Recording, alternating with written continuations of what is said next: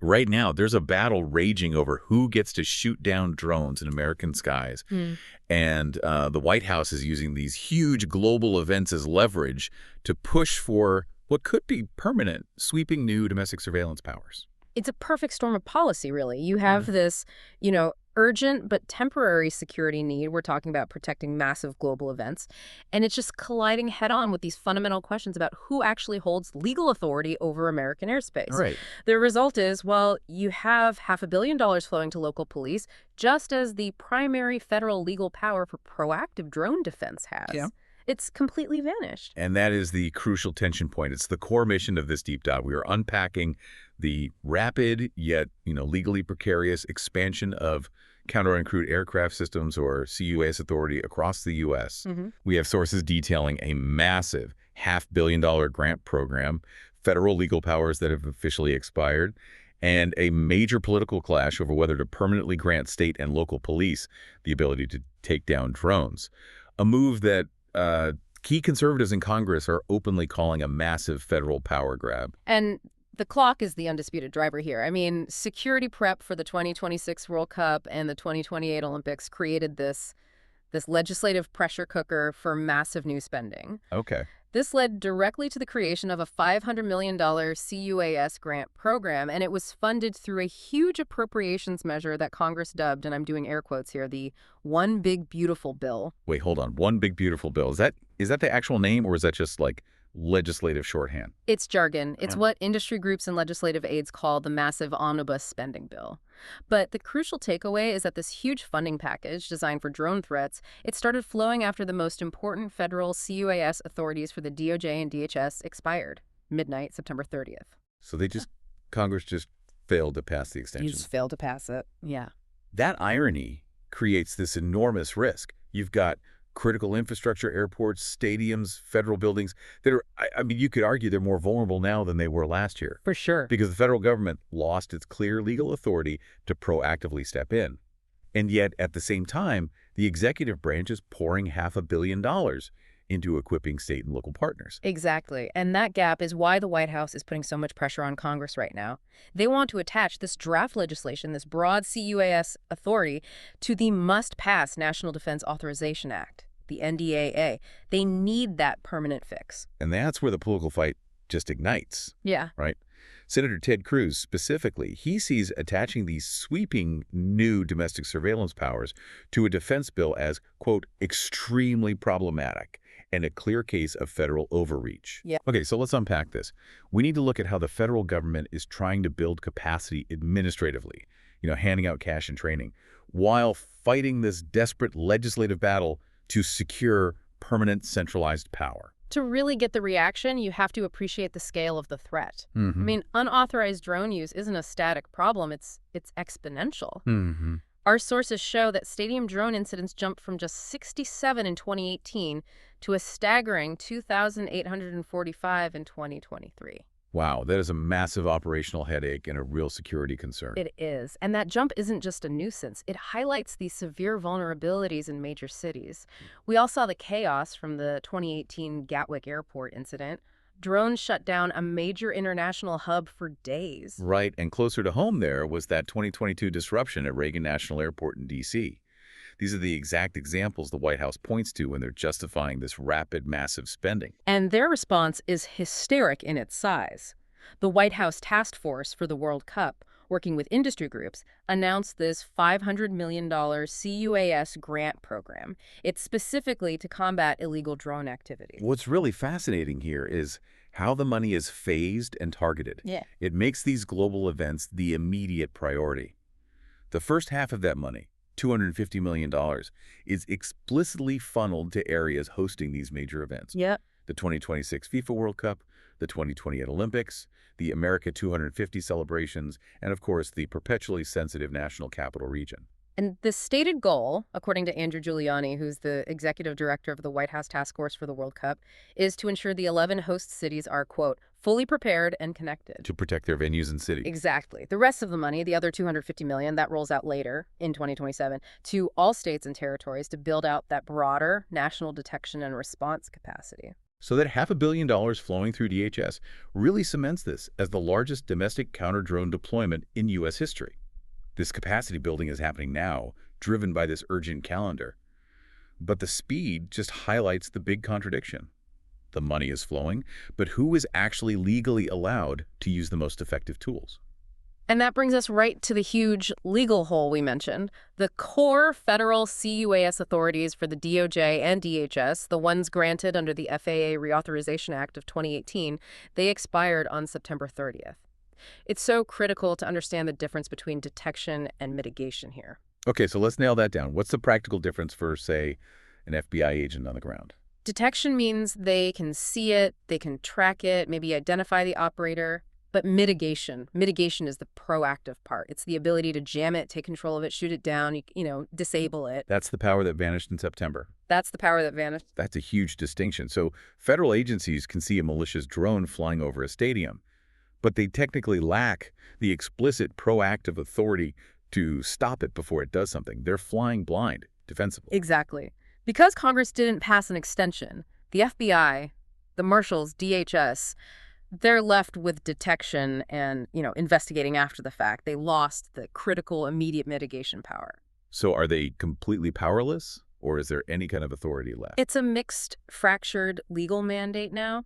DHS does still have some authority under the older Preventing Emerging Threats Act of 2018.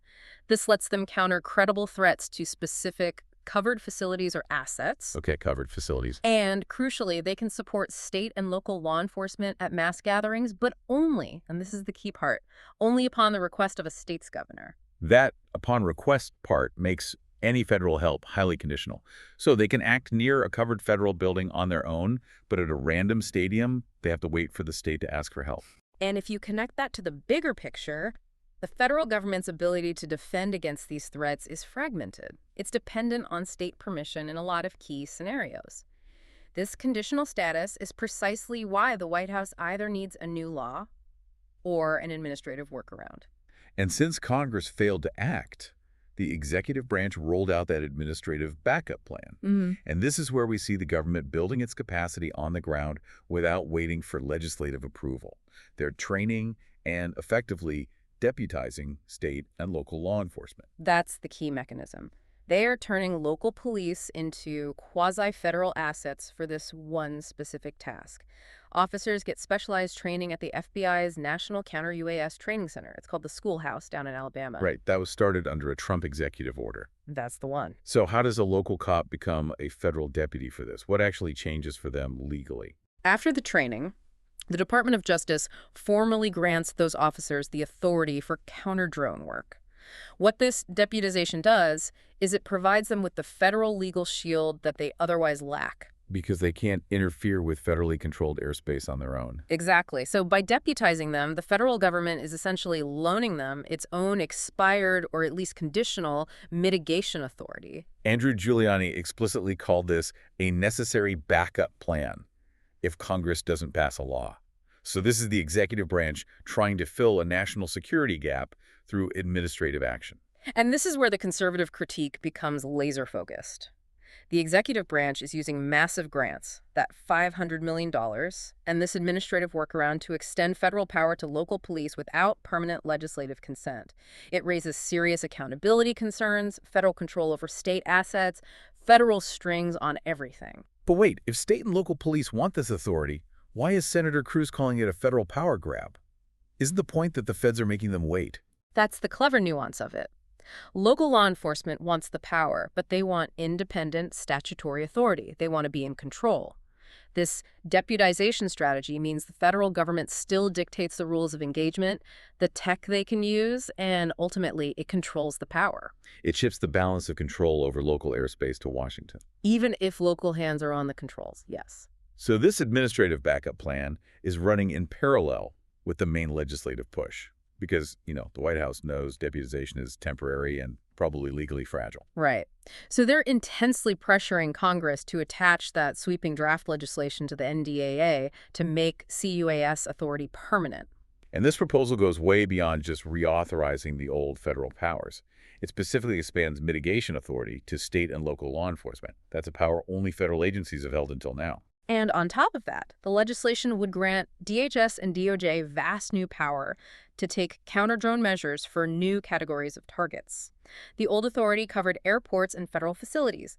The new proposal adds large-scale public gatherings or events, critical infrastructure, or correctional facilities. That is a huge expansion of domestic surveillance and interdiction authority. It is. We should say, though, that state and local groups are screaming for this change. The National Governors Association, a coalition of 16 law enforcement agencies, they've urged Congress to grant states explicit legal authority. They argue they need the tools to protect their own citizens. They want to protect their own jurisdictions without waiting for the lengthy and conditional process of federal deputization. But the White House proposal, as it's written, is what Senator Cruz sees as a power grab.